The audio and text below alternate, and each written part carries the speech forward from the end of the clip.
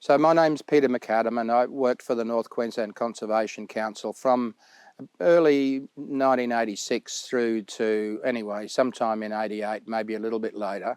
And initially I did it in a job share with Anne Griffiths.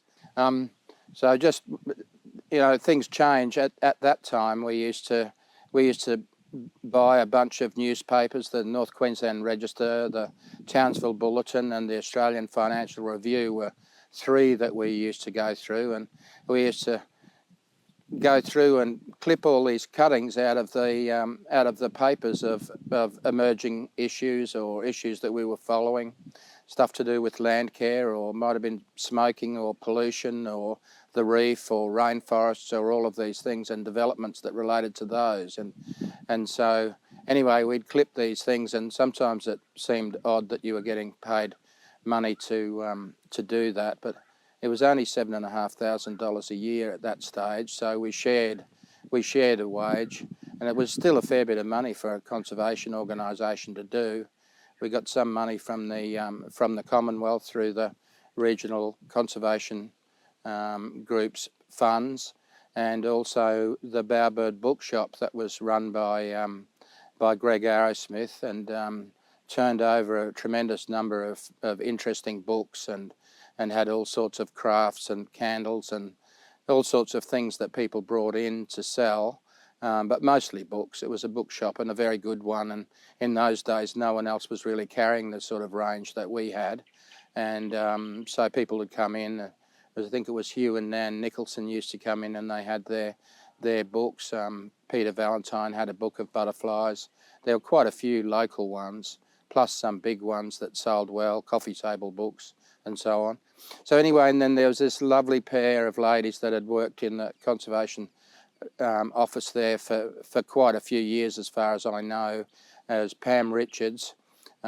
She had an economics degree from the London School of Economics, and she didn't take fools lightly, and Thelma Martell, who'd been on stations up north, and they donated a big chunk of their property, Willanspie, to the Parks Service. There was no real gidgee in the Parks estate prior to that. Anyway, and the pair of them used to hood around in Pam's Suzuki four-wheel drive with no top on, with Thelma with her silk scarf tying her hair down, and they'd roll up there and they'd paste up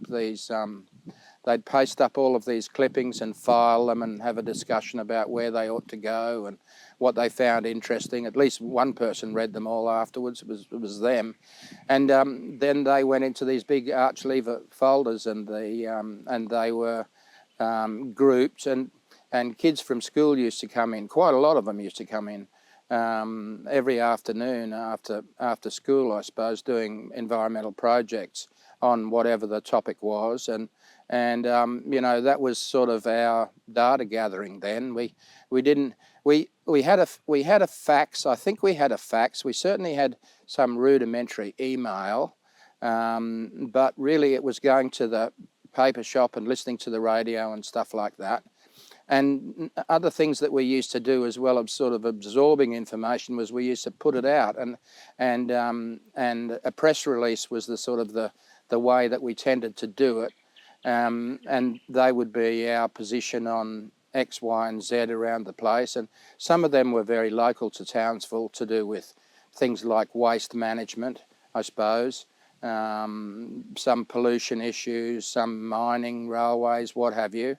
Recycling we got into a bit, but the broader issues were the ones that we tended to sort of really push on. And in the time that Anne and I were there, the big ones were the Wet Tropics World Heritage listing, I suppose.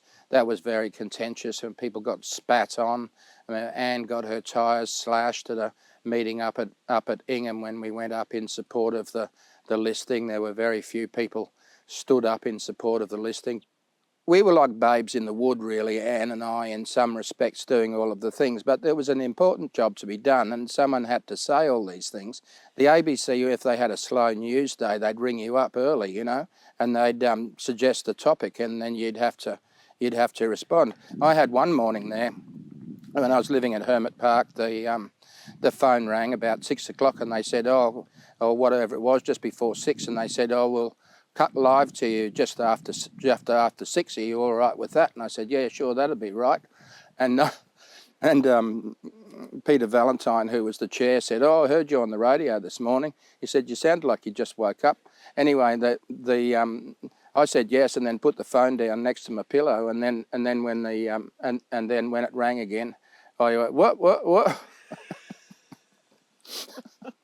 But another one of the things that the NQCC did was it used to host a research officer, and there's a fellow called Gordon Claridge was the research officer, and Anne and I both went with him at different times to do nominations for the Register of the National Estate on Cape York Peninsula.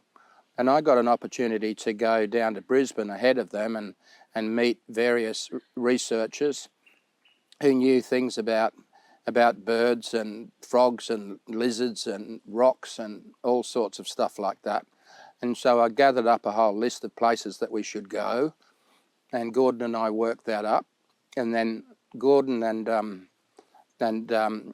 his partner Christine and I, well, Anne at a different time, we drove all around the Cape and photographed things and listed all of these interesting environmental places, and some of them were really quite extraordinary, and got to meet the Indigenous people who lived in those places and, you know, explained to them what we were doing, and they shared various stories about the place, and some of them were, you know, really enlightening and interesting, and sort of crossed the boundaries, I suppose, between myths and science, you know, shapes in the landscape, and how the moon had come down and laid with its big silvery side on the ground and made an impression of the moon, and things like that, you know, how landscapes were formed. So that was really pretty special.